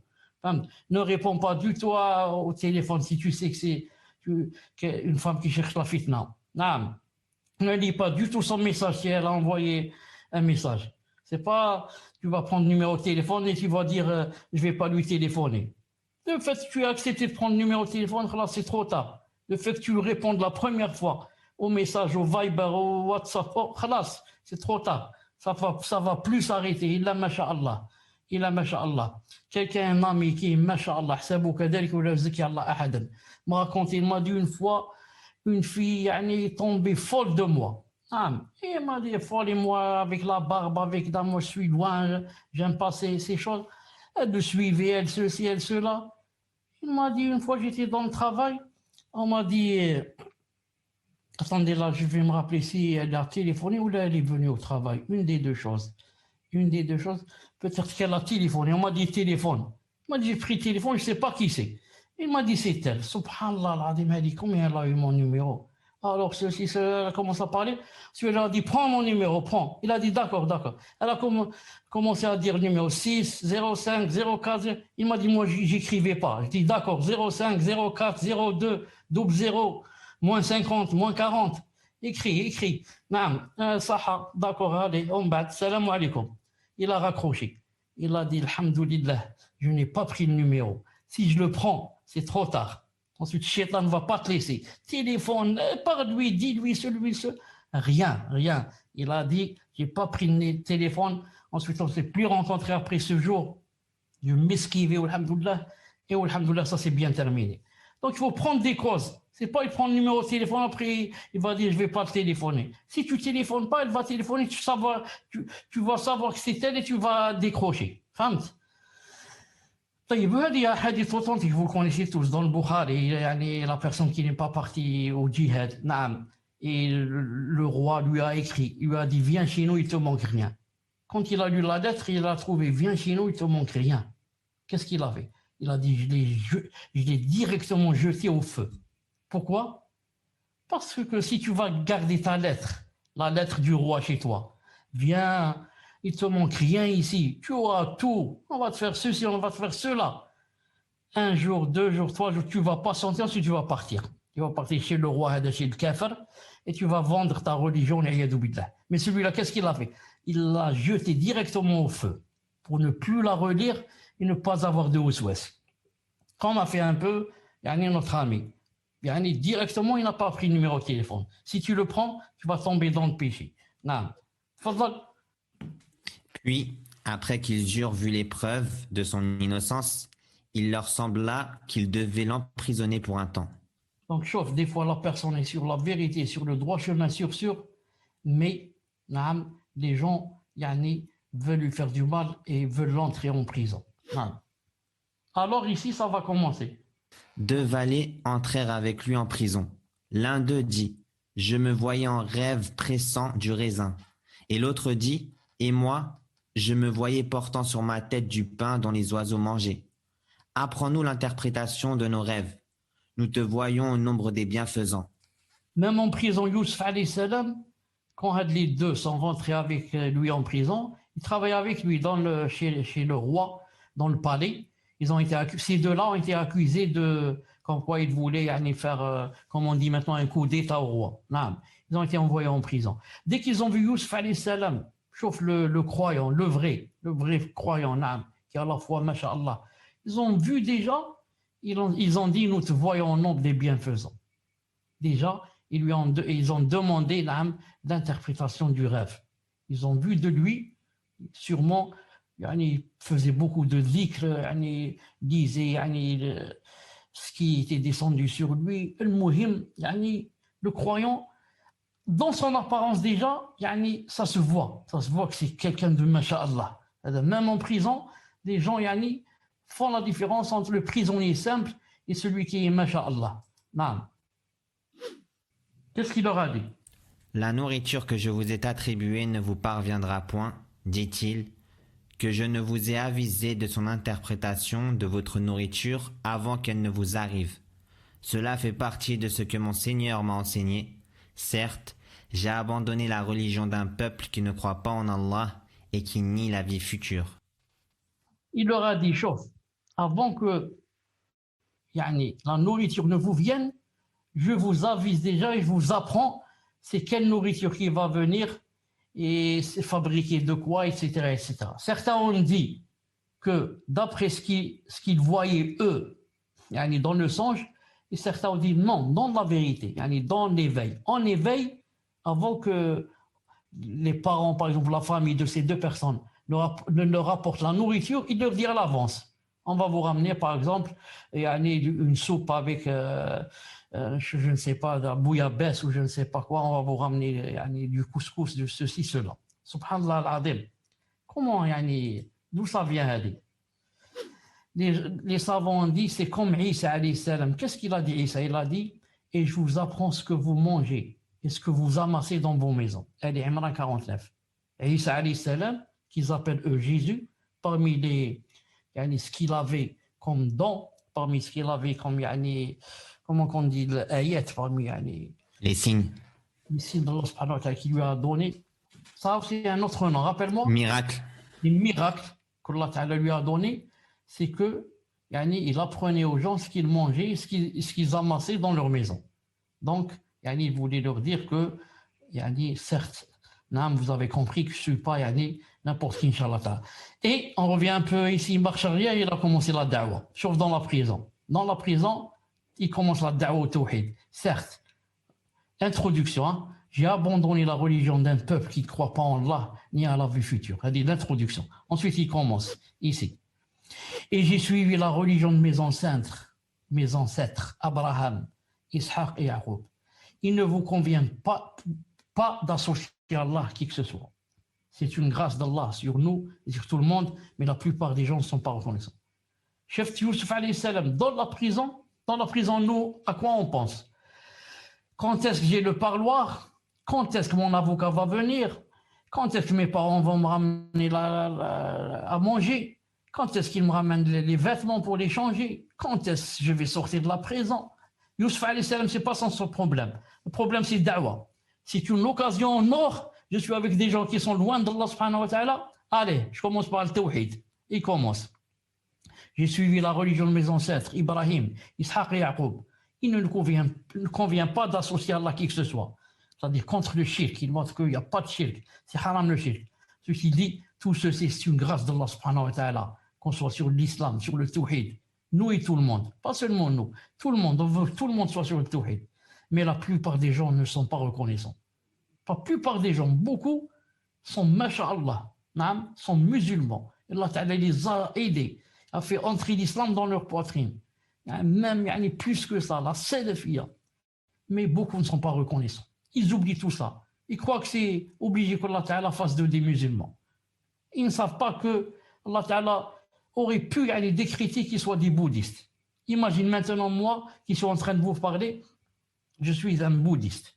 Je suis avec la sabha, comment ça s'appelle, le chapelet dans ma main, boule à zéro sur ma tête. Je suis quelque part en Inde, ou là dans, je sais pas, comment ça s'appelle, avec le pays, rappelez-moi le pays, du côté de l'Inde, plein de bouddhistes. Ah, voilà, le Tibet, sur le sommet d'une montagne, assis, ou là en Inde, avec des souris autour de moi, des plein de souris autour de moi, ou là en train d'adorer une vache. D'adorer, je ne sais pas quoi, une statue. Chauffe, alhamdoulilah, musulman, Allahu Akbar, musulman. Et en plus de cela, Inch'Allah Ta'ala, sur la voie du prophète, sur la salafiyya. Pas musulman rafidi qui insulte les sahaba, il calomnie notre mère. pas Tableri, meskin, qui court du matin au soir de ville en ville, alors qu'il est le plus ignorant des musulmans. Non, pas Ahbash, qui fait le takfir des musulmans, pas Khawarij, pas. Salafi, masha'Allah, alhamdoulilah. Mais la plupart des gens ne sont pas reconnaissants. Alhamdoulilah, ya Rabbi, ala al-khair wa al-fadl, wa al-ni'ma al-azima. Donc on termine. ليس للمشركين حجة في شركهم وليس للمشركين مستند في شركهم لا من عقل صحيح ولا من نقل عن المرسلين. قال تعالى: واسأل من أرسلنا من قبلك من رسلنا أجعلنا من دون الرحمن آلهة يعبدون. سورة الزخرف الآية 45. والمعنى أنه لا يوجد أحد من المرسلين دعا إلى عبادة آلهة مع الله، بل كلهم من أولهم إلى آخرهم يدعون إلى عبادة الله وحده لا شريك له. Les associateurs n'ont aucun argument qui justifie leur association. Les associateurs n'ont aucun fondement qui supporte leur association, ni une raison valide, ni ce qui est rapporté des envoyés. Allah Ta'ala a dit, selon une traduction du sens, « Et demande à ceux de nos messagers que nous avons envoyés avant toi, si nous avons institué, en dehors du tout miséricordieux, des divinités à adorer. » Az-Zukhruf, verset 45. Son sens est: il n'existe pas un envoyé qui est appelé à l'adoration de divinités avec Allah. Au contraire, tous du premier au dernier ont appelé à l'adoration d'Allah seul, sans associé. Naam, alhamdoulilah, ils n'ont aucun argument. Ni dans cette dunya, ni Yawm al-Qiyamah. Ni un livre sur lequel ils peuvent se baser, ni une trace de science. Rien. Même la raison n'accepte pas ce qu'ils sont en train de faire. ونبه الله عز وجل إلى دليل عقلي يبطل شرك المشركين، فقال تعالى: قل أرأيتم ما تدعون من دون الله أروني ماذا خلقوا من الأرض أم لهم شرك في السماوات ائتوني بكتاب من قبل هذا أو أثارة من علم إن كنتم صادقين. Allah Azza wa Jalla a signalé une preuve rationnelle qui rend caduque l'association des associateurs. Il a dit, Ta'ala, selon une traduction du sens, dit: que pensez-vous de ceux que vous invoquez en dehors d'Allah? Montrez-moi ce qu'ils ont créé de la terre. Ont-ils participé à la création des cieux? Apportez-moi un livre antérieur à celui-ci ou la trace d'une science si vous êtes véridique. Al-Ahqaf, verset 4. Les preuves se divisent en deux. Ou bien c'est des preuves de la raison rationnelle, ou bien c'est des preuves de livres écrites, ce qu'on appelle scripturaires, des textes de la Torah, de l'évangile, du Coran, ou bien c'est des choses de raison. Lorsqu'il dit: que pensez-vous de ceux qui vous invoquent en dehors d'Allah? Montrez-moi ce qu'ils ont créé de la terre. Ont-ils participé à la création des cieux? Ça, c'est des preuves de raison. Montrez-moi. Regardez, est-ce qu'ils ont créé quelque chose de la terre? Rien. Ils ont participé à la création des cieux? Non. Donc la raison dit que non, tout ça n'existe pas. Ensuite, on passe à la deuxième sorte, les raisons de scripturaire. Alors, apportez-moi un livre antérieur à celui-là, à celui-ci, ou quelque chose, une trace d'une science. Si vous êtes véridique, ils ne peuvent pas. Donc, ils n'ont aucune preuve. Non. Je crois que c'est la dernière la dernière, comment on dit, diapositive. Parce que je suis fatigué. فهذا دليل عقلي قاطع على أن كل من سوى الله فعبادته باطلة إذ لم يخلقوا شيئا. نعم. ولم يكن لهم معاونة على خلق شيء، وإنما الله وحده المتفرد بذلك، فلما عبادتهم إذن؟ ثم نفى الله أن يكون للمشركين دليل من النقل عن الكتب المنزلة أو الرسل المرسلة فيما ذهبوا إليه من الشرك، فبان أن لا حجة للمشركين مطلقا، فكانوا من الخالدين في نار جهنم وبئس المصير. ومما تقدم يعلم أن هذا التوحيد هو أول الواجبات وأهم المهمات، وهو الذي لا يقبل الله من أحد دينا سواه. Cela est une preuve rationnelle indiscutable que l'adoration de tout autre qu'Allah est caduque. En effet, Ils n'ont rien créé. Ils n'ont fourni aucune aide dans la création de quoi que ce soit. Mais c'est plutôt Allah seul qui a accompli cela. Alors pourquoi les adorer? Puis Allah a nié le fait que les associateurs détiendraient une preuve rapportée des livres révélés ou des messagers envoyés, qui justifieraient ce qu'ils ont commis comme association. Il apparaît alors en toute clarté que les associateurs n'ont absolument aucun argument. Ils iront alors pour l'éternité dans le feu de l'enfer, et quelle mauvaise destination.